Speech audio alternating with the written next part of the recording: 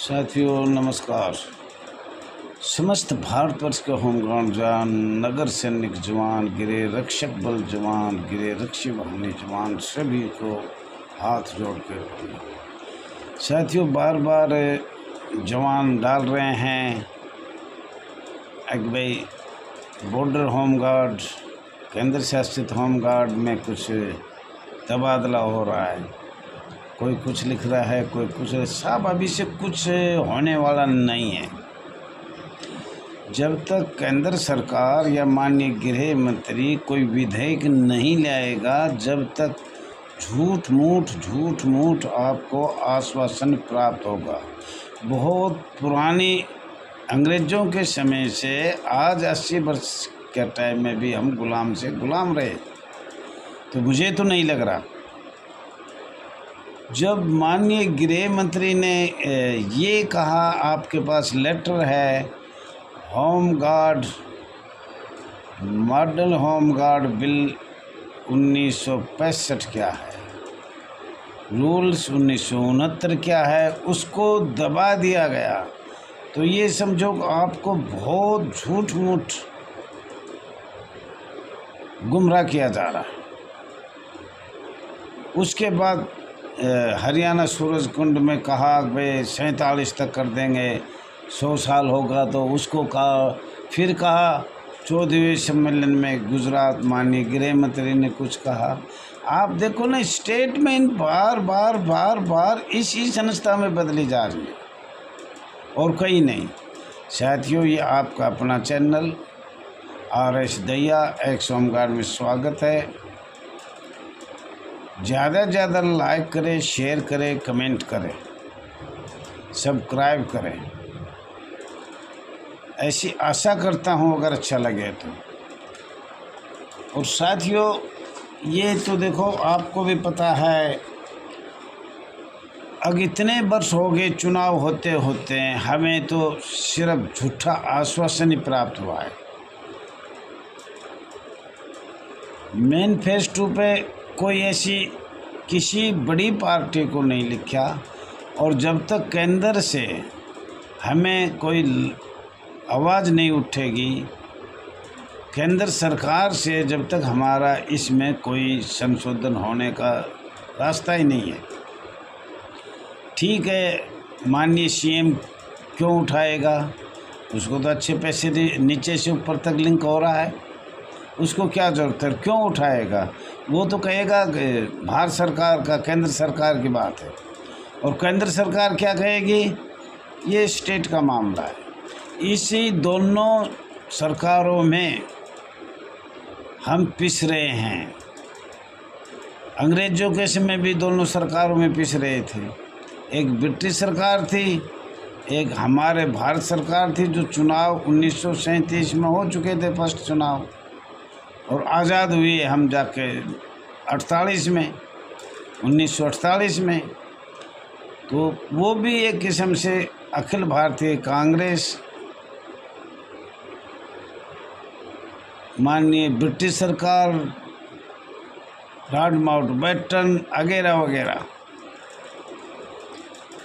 ये जो भी पाबंदी लगाई उसका प्रमाण तो मध्य प्रदेश और छत्तीसगढ़ के पास है। 1949 में लॉर्ड माउंटबेटन ने क्या कहा था, वो शब्द भी आपको याद है? नहीं है तो कल हम डाल देंगे, अभी घर जाएंगे, गुड़गांव है तो हम डाल देंगे।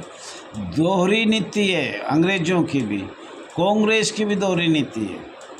कोई भी राजनीतिक पार्टी हो, उसकी दोहरी नीतियाँ हैं। तो साथियों उसके बारे में कह रहे हैं कि भाई कुछ संशोधन होगा। हमारे पास भी फ़ोन आया, मैसेज भी आ रहे हैं, फ़ोन भी आ रहे हैं, पर थोड़ा ध्यान देना। भारत में माननीय सर्वोच्च न्यायालय एक है, भारत देश एक है, भारत संघ राज्य हैं, मानवाधिकार एक है, संविधान एक है,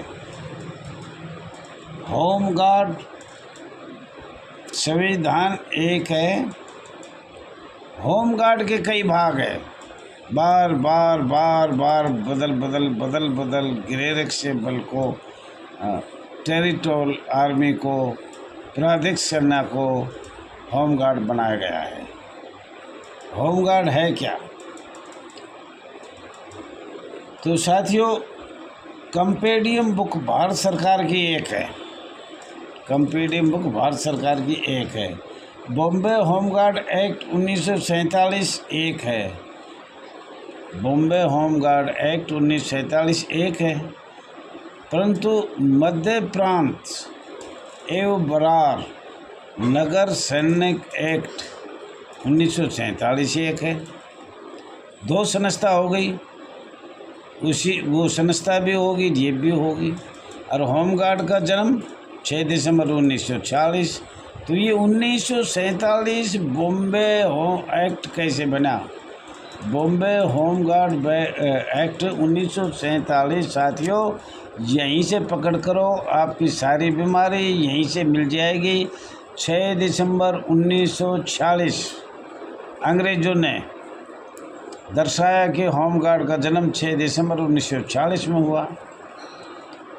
मध्य प्रांत एवं बरार नगर सैनिक अधिनियम 1947। तो साथियों, ये बॉम्बे होमगार्ड एक्ट 1947 कैसे बना? क्या कोई बता सकता है? कोई जवान? क्या किसी को ज्ञान है? यहाँ तक नहीं पहुँच पाए हो, और जब तक यहाँ तक नहीं पहुँचा होगा आपको पता क्या लगेगा? आपको तो गधा, घोड़ा, ऊँट सबको मिलाकर एक संस्था बना दे तो आप मान लोगे क्या? जब आपको क्लियर आप अपने मुख से बता रहे हो कि 6 दिसंबर 1946 में होमगार्ड का जन्म हुआ।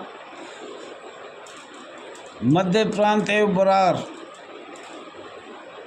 अधिनियम या एक्ट 1947 में बनाया।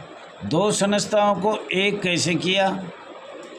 संस्था दो अलग अलग है, एक का अनुरोध पत्र भी है, नियम है, अधिनियम है, और एक का कुछ है ही नहीं, और उस टाइम कुछ बना ही नहीं था। और ये 47 है, ये भी भारत आज़ाद होने से पहले अंतरिम सरकार को बनाया है, जिसको बदल भी दिया गया, ये भी हम बताएंगे। बॉम्बे होमगार्ड एक्ट 1947, और ये बताया हमने मध्य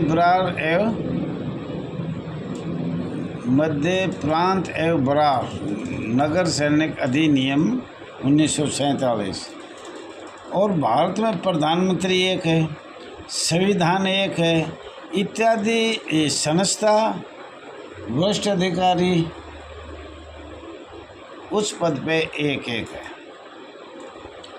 दो कहाँ है? दो क्या है? स्वयंसेवक संगठन पर एक जवान पर एक होमगार्ड परमानेंट अधिकारी होता है, एक पुलिस वाला परमानेंट अधिकारी होता है। ये दो होते हैं 1861 के तहत। कोई भी ऐसी संस्था बताते हो जो अंग्रेजों का कानून हो, चाहे भारत का कानून हो। भारत में तो कानून बने ही बहुत कम है, अब जाकर बन रहे हैं। अगर जिस संस्था पे पुलिस का अधिकार हो, तो साथियों ये भी ध्यान रखो, सिप्पी मध्य प्रांत एवं बरार कमिश्नर ऑफ पुलिस ने ये 1947 में बनाया था। इसकी नकल से सारा इधर उधर हो रहा है, प्रमाण किसी के पास नहीं। ये प्रमाण सरकार के पास है। 1861 कुछ भी कर सकते हैं, जो चाहे वो कर देंगे। 1862 आपके धारा लगा दी, किसने लगाई? पुलिस वालों ने लगाई। 1862 में 1 जनवरी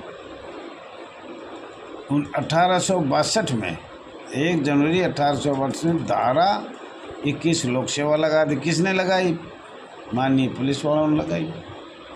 तो साथियों, स्वयंसेवक पर अधिकारी माननीय डीजी होमगार्ड है, और दूसरा माननीय CTI है। एक जिला कमांडेंट खूब पैसे जिस पद का लेता है, जो नीचे से ऊपर तक दे रहा है, दोनों सरकारों को दे रहा है, दोनों अधिकारियों को दे रहा है, ऊपर तक पहुंच रहे हैं। और कमांडेंट ज़्यादा से ज़्यादा रिश्वत प्रमाणित हो जाए तो उसको टर्निमेंट नहीं करेंगे, उसको CTI में भेज देंगे। आप कोई भी महकमा देखिए, कोई सी महकमा को आज भी जो ज़्यादा रिश्वत इकट्ठी करता है उसको टर्नमेंट कभी नहीं करेंगे, उसको ट्रांसफ़र कर देंगे। अब दिल्ली लिखा हुआ है अखबार में, होम गार्ड बिक गया रावत के हाथ, जो कमांडेंट है, लेकिन रावत का कुछ नहीं होगा, मोटे पैसे करोड़ों अरबों दे देगा, बरी आएगा। ऐसे इसमें भी है। CTI किस लिए है, कितनी ग्रांट आती है, करोड़ों अरबों रुपए की ग्रांट आती है जो सब में बंटती है, और आपको जो मिलता है वो आप भी जानते हो। जो टर्निंग जैसी होती है वो आपको भी पता है कैसी टर्निंग होती है, पर अरबों की ग्रांट साल में आती है, जबकि होमगार्ड का बजट आज तक सुनाया ही नहीं है कि बजट कितना जा रहा है। मेरा विचार है कि होमगार्ड समसेवक जवान को, होमगार्ड में तो जा रही है, पर समसेवक होमगार्ड वॉलंटियरों के पास 1000 रुपये ऊपर से चलते हैं तो वहाँ जाके 50 पैसे मिलते हैं होमगार्ड वॉलंटियर को। होमगार्ड तक ही खा जाते हैं, जिला कमांडर से नीचे सबका 1%, 2%, 5% सबका ही संस्था। मेरा हमने बार बार कहा है, हाथ जोड़ के कहा है, माननीय गृह मंत्री जी, इसकी आय से ज़्यादा आमदनी इन जिले अधिकारियों की, माननीय पुलिस वालों को देखो तो सही। जब 1947 या जब से भर्ती हुआ, जब से इनका अनुमान तो लगाया जा सकता है अब कितनी रिश्वत ले रहे हैं। और नहीं, आज तक किसी के भी बारे में एक से नीचे जैसे पटवारी से गिरदावड़ को समझा, गिरदावड़ उसको कानून का समझाएगा, उसको समझाएगा तहसीलदार को। किसी भी महकमे में आप चले जाओ, किसी महकमे में भी एक ज़िले का अफसर करोड़ों अरबों, कहीं चौकी पे, कहीं तहसीलदार से, कहीं बिजली बोर्ड से, कहीं नहर महकमा से।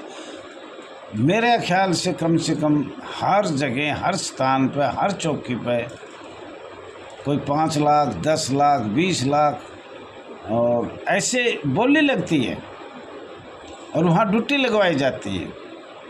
तो वो कहाँ जाते, सबको पता, किसको नहीं पता भाई। मैं तो बूढ़ा आदमी, मेरे को तो जेल में भेजोगे आप लोग, मुझे ये दिख गया। पर किसको, भारत उसमें जन जन को पता है, बगैर रिश्वत कुछ नहीं होगा। नौकरी भी है तो रिश्वत की है जी, मेरे को वहाँ ड्यूटी लगा दो, वहाँ बहुत मोटी कमाई है, आपको दूंगा, मैं भी लूँगा। और अच्छे ईमानदार भी हैं 5-10% इसमें, पर तहसीलदार कोई ईमानदार नहीं मिलेगा, बिजली वाला कोई ईमानदार नहीं मिलेगा, पुलिस वाले तो मैंने देखे ईमानदार। भाई मेरे बस की नहीं है, आप मेरी नौकरी बदल दो, ऐसी जगह लगा दो जहाँ कोई रुपया ना मिले। और कुछ पुलिस अधिकारी ऐसा है, मर जाए आदमी, उसकी जान खत्म हो जाए, परिवार खत्म हो जाए, गौ सी काट देते हैं, जैसे गौ को काटते हैं ना, इतने पैसे मेरे को चाहिए, अपना बच्चा बेच। तो साथियों, यही होमगार्ड का हाल है, ये नगर सैनिक का, यही स्वयंसेवक होमगार्ड वॉलंटियर कौन होता है। होमगार्ड तो गृह रक्षा बल है, पर होमगार्ड वॉलंटियर कौन होता है, वॉलंटियर। तो साथियों, इसमें संशोधन होगा तो सबका ही होगा। और माननीय विधेयक गृह मंत्रालय या भारत सरकार या केंद्र सरकार ले आएगी तो कोई संशोधन हो, वरना कहीं भी घूम लो, कुछ नहीं होना। साथियों, कोई गलती हो तो क्षमा करना। Thank you.